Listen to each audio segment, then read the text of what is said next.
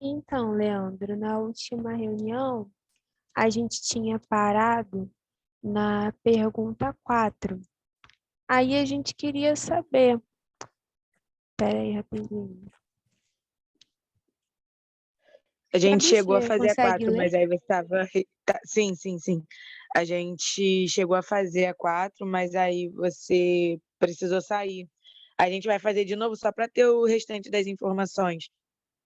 Pode ser?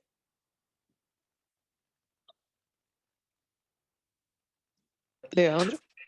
Oi, voltei. Tô Você aqui. chegou a escutar? Não consegui escutar, menina.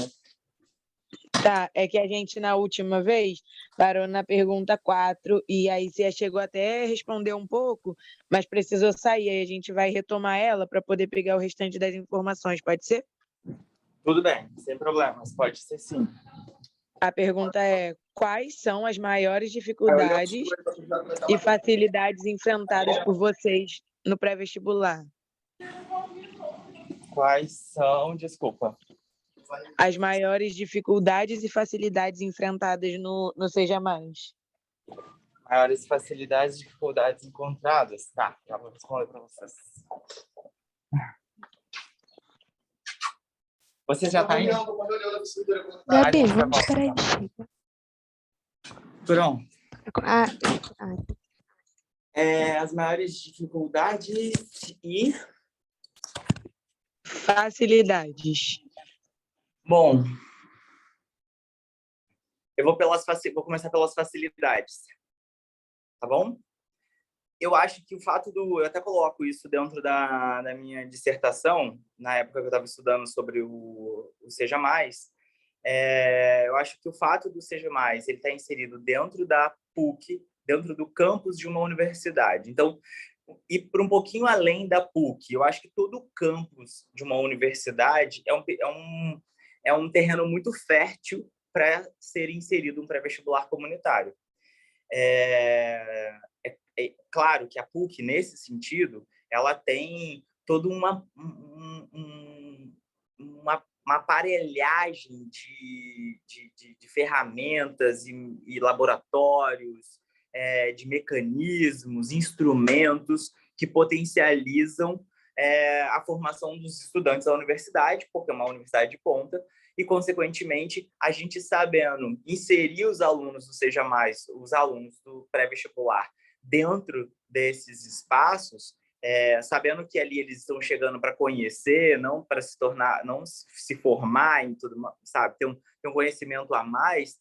Eu acho que, claro, a universidade, a PUC, sendo a PUC, tem uma excelente infraestrutura, então isso é um ponto muito positivo. Mas, indo para além disso, eu acho que qualquer outro espaço universitário deveria se pensar, e existe isso, a UERJ fez pré-vestibular comunitário, a UFRJ fez pré-vestibulares comunitários, então eu acho que dentro das universidades são terrenos muito férteis para se desenvolver pré-vestibulares comunitários, porque tem mão de obra, que são os estudantes, tem pessoas que precisam, tem instrumentos, quadros, salas, biblioteca, banheiro, bandejão, vários instrumentos que possam auxiliar esses estudantes e só de estar inserido numa atmosfera, respirando um ar de dentro de uma universidade, dá um gás muito maior naquele estudante, porque ele já se vê realizando aquele sonho. Falta pouco.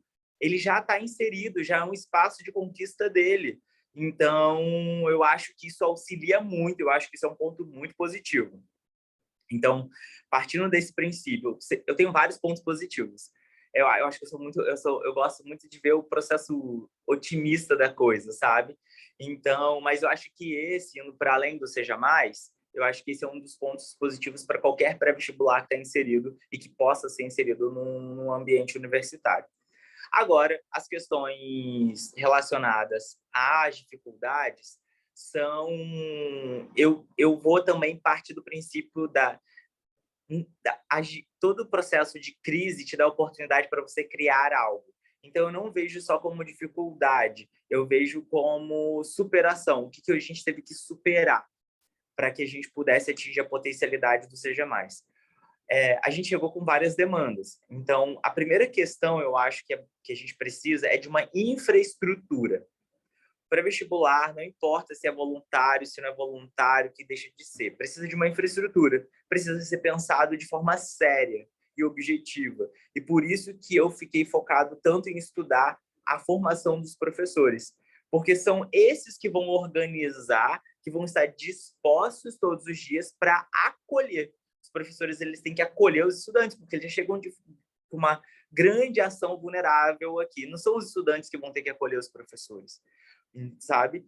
Então, criar essa mentalidade, essa cultura organizacional dentro do projeto, em que todos que estão voltados ali têm um objetivo, e não o objetivo é, vim aqui para ajudar porque eu sou voluntário. Não, o objetivo é fazer com que você possa aprender e ensinar e transformar a vida daquelas pessoas, dar oportunidade para aquelas pessoas.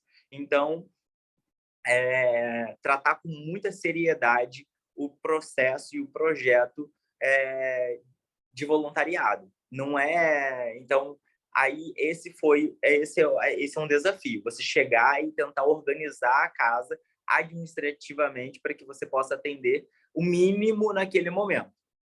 Depois, você vai vendo as dificuldades que vão aparecendo ao longo do tempo. Então, relacionada à questão de passagem, comida, eu acho que isso são pontos muito fortes, porque esses estudantes, às vezes, chegam com essas vulnerabilidades, precisando sair do trabalho, vir direto para cá, e, pô, vou ter que pagar quentinha. Nem a gente, nem todo dia a gente quer comer fora, porque senão vai ser como se fosse um gasto. Então, aí a gente viu, pô, não precisamos de um bandejão, então vamos ver, de um bandejão ou de uma alimentação para esses estudantes. Então, a gente tentou, correu atrás. Na época, eu nem era coordenador, na época, eu era estagiário da pastoral. Corremos atrás para conseguir o bandejão. Então,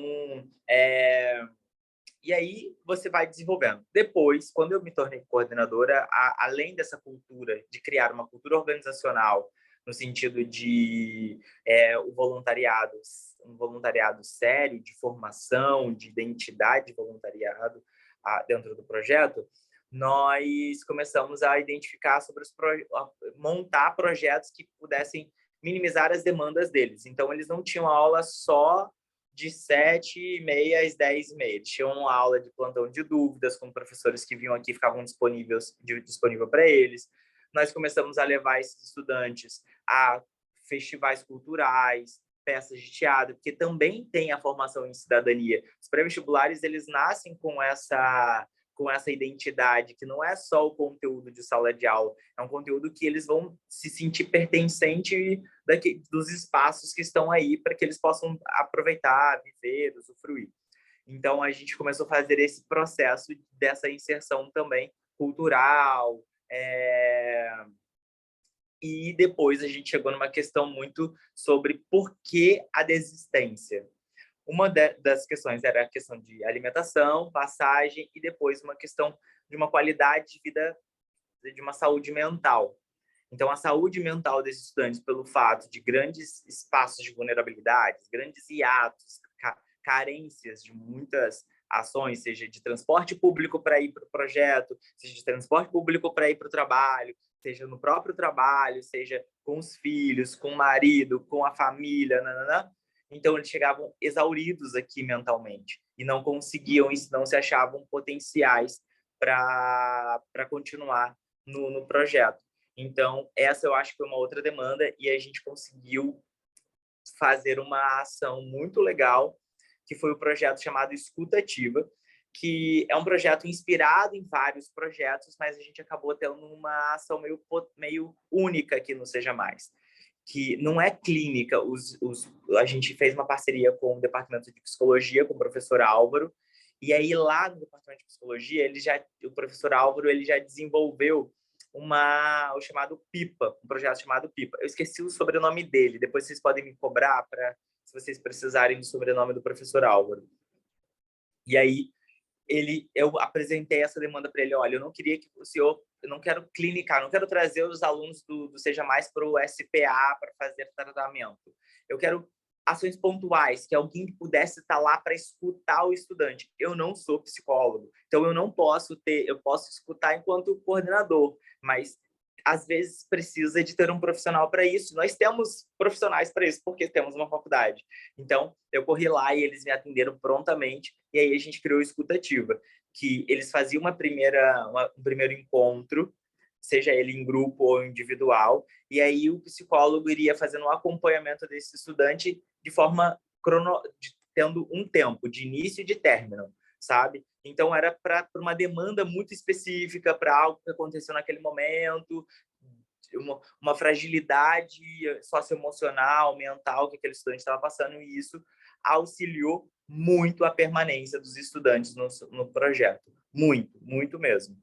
E aí isso era uma questão, né? Assim, essa vulnerabilidade no estado, numa saúde mental para esses estudantes é um desafio muito grande. E a gente conseguiu, eu acho que, fazendo uma autoavaliação nesse sentido, 80% atendeu 80% de todas as demandas que apareceram. Então, e isso era provado porque a gente começou a não ter desistência, não ter evasão escolar, e também, no final do ano, a gente teve as aprovações. Então, a gente concluiu com a queda da evasão escolar do projeto, e com a questão com a questão das aprovações dos vestibulares. Nossa, Contemplei vocês. que legal, Leandro. Que legal. Sim. Nossa. Muito bom. Deu para entender, sim. Nossa. Aí, gostei. Já quis fazer agora o Seja Mais, só que já tô sobre muito isso. fácil fazer o Seja Mais depois que se formar para fazer outra faculdade. Vou partir para a próxima, então, porque eu não sei como está seu tempo também. Quais são as principais metas do Seja Mais? Olha, então, essa é uma pergunta que vai ser, hoje eu não estou mais como coordenador. Então, para mim já não a minha meta dentro do Seja Mais, na época que a gente implementou o conceito Seja Mais, identidade Seja Mais, era de transformar o Seja Mais, de fato, ter um reconhecimento institucional no sentido de formação de estagiários. Então, ser um espaço de formação de estágio para os professores, para os estudantes da universidade. Então, essa era a grande meta. Fazer com que tivesse o certificado, fosse reconhecido não como um estágio voluntário, como um estágio. E aí isso ia precisar de mais organização no sentido de mais impulso, principalmente dos professores da universidade serem inseridos, porque eles teriam que fazer como se fosse um acompanhamento dos estudantes. E esse é o ponto legal. Trazer os professores da universidade para o pré-vestibular, na pesquisa que eu fiz, a gente observou que alguns professores que professores universitários que vieram dar aula para vestibular, eles tiveram um olhar mais humano na graduação. Perceberam por que alguns estudantes chegam com tantas lacunas na graduação. Porque alguns professores estavam tão afastados da atmosfera do ensino médio, do espaço em que os estudantes ficaram tanto tempo sem se formaram do ensino médio e voltam depois de um bloco de ano de carreira de vida e chega dentro da universidade e vê a universidade de uma outra forma, diferente de um estudante regular, né? As fases da vida vão mudando, vão se transformando. Então, numa das entrevistas, eu faço essa pergunta para a professora, que é uma professora de ensino superior, até daqui da universidade. Ela pegou e falou que ela percebeu que ao inserir no Seja Mais, dar aula no Seja Mais, fez com que ela tivesse um olhar muito diferente para os estudantes dela da graduação. E eu achei isso fantástico. Então, esse era um grande desafio também, transformar o Seja Mais, potencializar ele como um estágio e, depois disso, trazer esses professores para que a graduação também seja um local de acolhimento, porque, às vezes, alguns professores precisam de fazer uma reciclagem. E, pelo amor de Deus, se é muito em off, coloca aquela telinha preta e branca, porque senão eu posso ser... Tá, gente? E essa parte fica... Porque é diferente o contexto, mas a chegada da vulnerabilidade estudantil ou das questões que um estudante traz para a sala de aula, alguns professores estão desconectados. Não porque eles querem, mas é porque se desconectou mesmo, está num ritmo muito universitário, muito acadêmico. A cadência acadêmica é muito diferente. E aí as pessoas ficam um pouco perdidas. Então, ter esse acolhimento. É claro, sem perder o rigor acadêmico.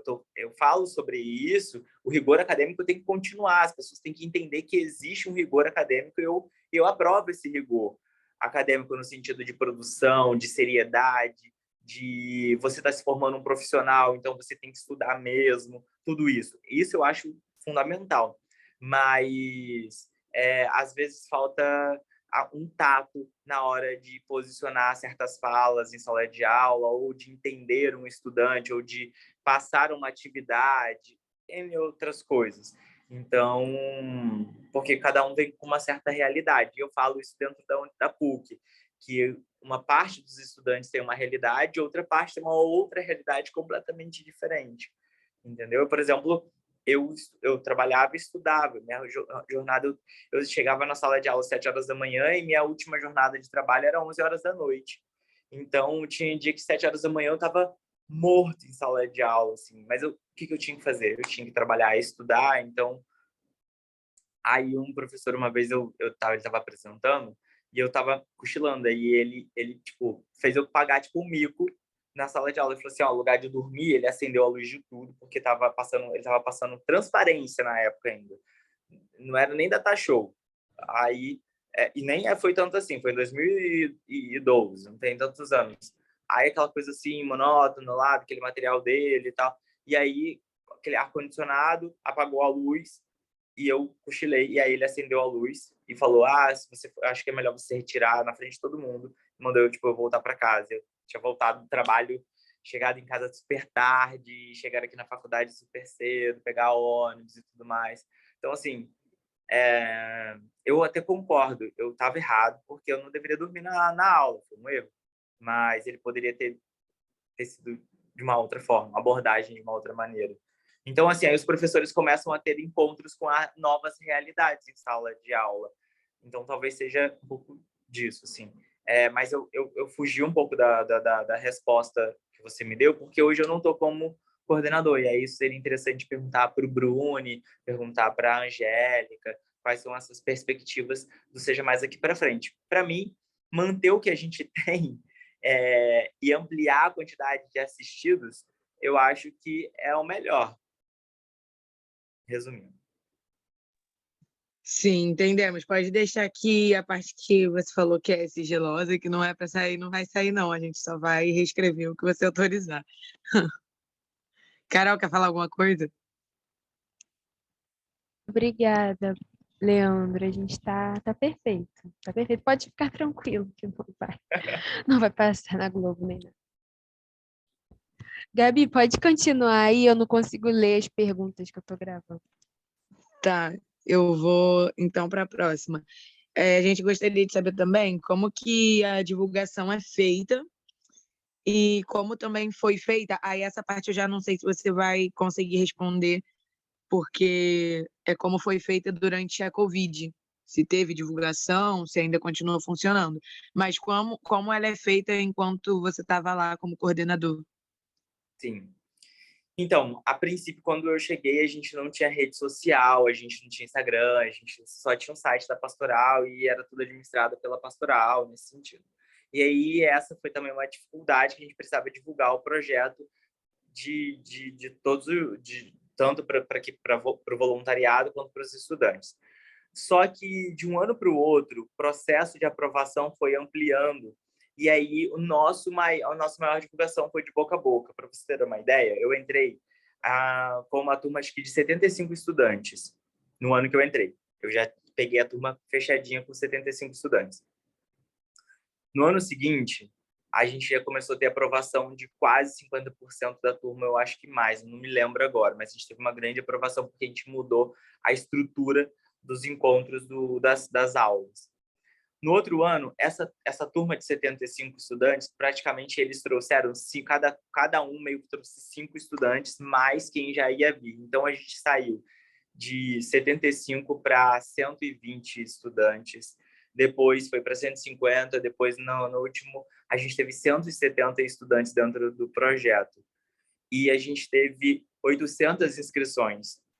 Foram 700 e alguma coisa, tirando assim, sabe? Então, foram muitas inscrições que a gente teve. Então, a gente depois não começou a divulgar muito o projeto, porque já estava num grande boca a boca e circulando muito pela PUC, porque também tem essa questão, a gente dá oportunidade para quem é filho de funcionários da universidade. Então, a gente prioriza eles. Então, como a gente também fez esse boca a boca de, olha, você tem prioridade lá, dando como se fosse um espaço de fala, de prioridade para as pessoas que trabalham aqui, que gostariam de estar no meio universitário, está estudando, porque já estavam no meio, mas eles não estavam estudando. Então, a gente usou muito boca a boca mesmo, sabe? Mas depois a gente fez várias atividades que iriam promover dentro da universidade, fazendo conexões com outros pré-vestibulares, fazendo conexões com institutos.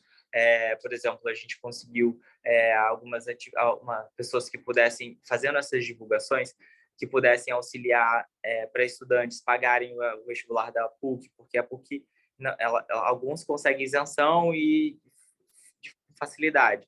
Outros a gente tinha um pouco de dificuldade para ter essa isenção.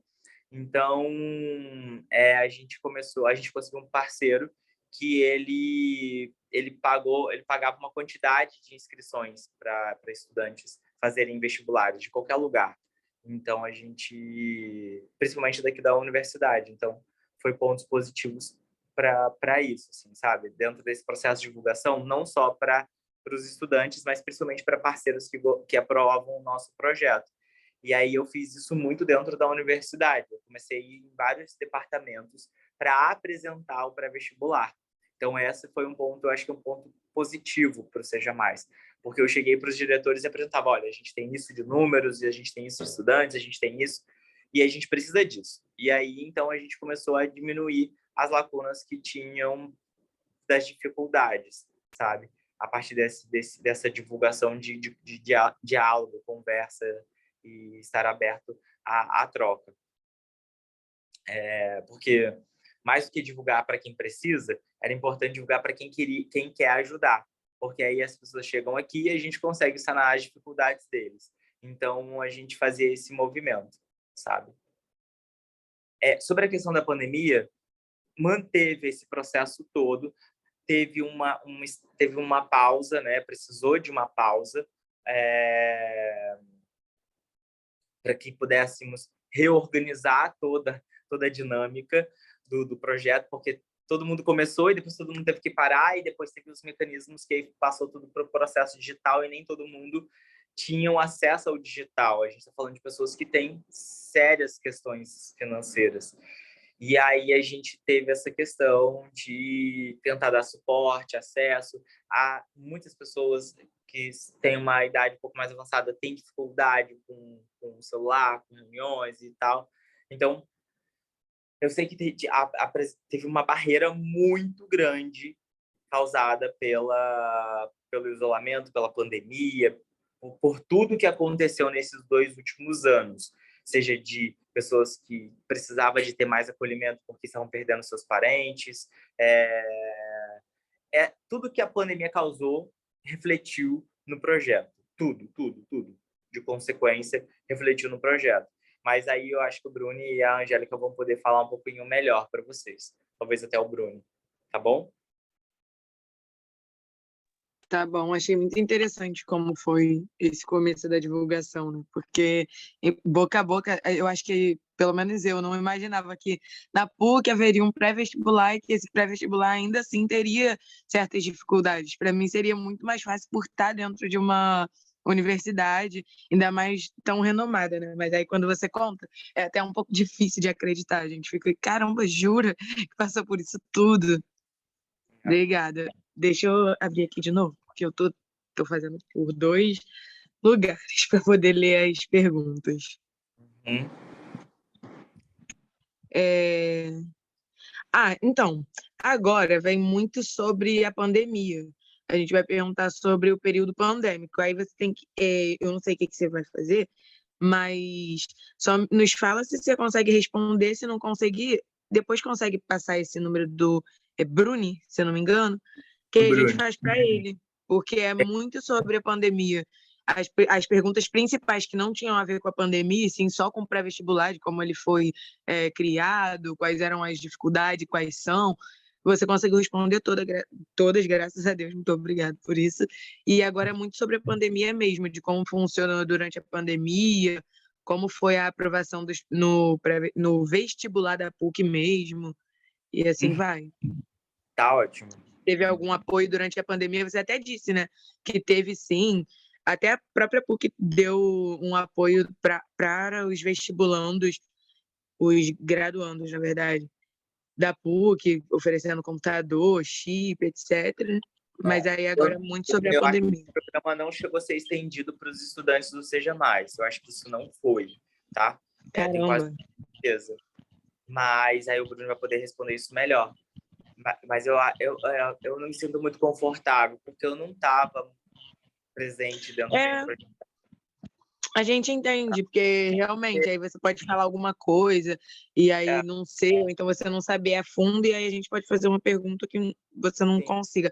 Mas não tem problema, não. Pelo que, assim, porque nós trabalhamos próximos, né? Mas só que aí teve a pandemia que nos afastou, então a gente também não via um ao outro. Mas pelo que eu sei, eu continuei apoiando, ajudando, ou seja, mais em algumas atividades, por exemplo, até das entrevistas, e aí a gente indicou alguns roteirinhos que se mantiveram desde a época que eu implementei essas atividades. Então, assim, eu acho que tentou se manter todos os projetos, fazendo as devidas proporções, fazendo as devidas mudanças para o mundo digital. E é claro que aí o mundo digital tem N ganhos. Por exemplo, a gente está aqui conseguindo fazer uma reunião importantíssima, só que a gente está perdendo o contato visual, a gente está perdendo o contato de vida e tudo mais, né? Então, a gente está sendo muito objetivo nesse contexto. Então, tem pontos positivos e pontos negativos. Então, acho que ficou muito, assim... Os pontos negativos é porque eu acredito que eles tiveram muita dificuldade em ter acesso às coisas, saber como fazer, tanto os professores quanto os estudantes, sabe? Eu acho que teve essas dificuldades. Mas, agora, pelo fato de ter conseguido manter... Oi, Leandro. Perdão, rapidinho. A Carol está avisando que a sala vai fechar em 2 minutos, porque o nosso não é pago, né? Então a gente só está fazendo. Tá. Aí, se você tiver algo mais para falar, a gente só cria outra aqui rapidinho para concluir e aí termina. Ou pode terminar agora também. Eu acho que tá tudo bem. Se contemplou vocês, meninas, para mim tá tudo bem. Se vocês precisarem de mais alguma coisa, mais alguma informação, estou aqui super disponível, tá? Muito obrigada. Mandar mensagem. Muito obrigada, Leandro. Você é vocês me super chamarem. disponível, super disposto a ajudar a gente a todo momento, e respondeu, foi super atencioso com a gente, dedicado à nossa pesquisa, nos ajudou muito. E a gente espera, né, Gabi, na nossa apresentação, que vai ser... Claro, me chama! Vai ser presencial. Vai ser presencial. A gente vai falar com você. E a gente te pede depois o contato do Bruno só para completar mesmo. Muito obrigada, você foi excelente. Parabéns. Contemplou todas as perguntas, foi muito bom. Muito parabéns. Obrigada. Fazendo essa pesquisa e dar continuidade a esses estudos que são tão importantes para todo mundo, né? Todo mundo ficar informado, ficar sabendo. Então, obrigado por não deixar isso enfraquecer, né? Dar força a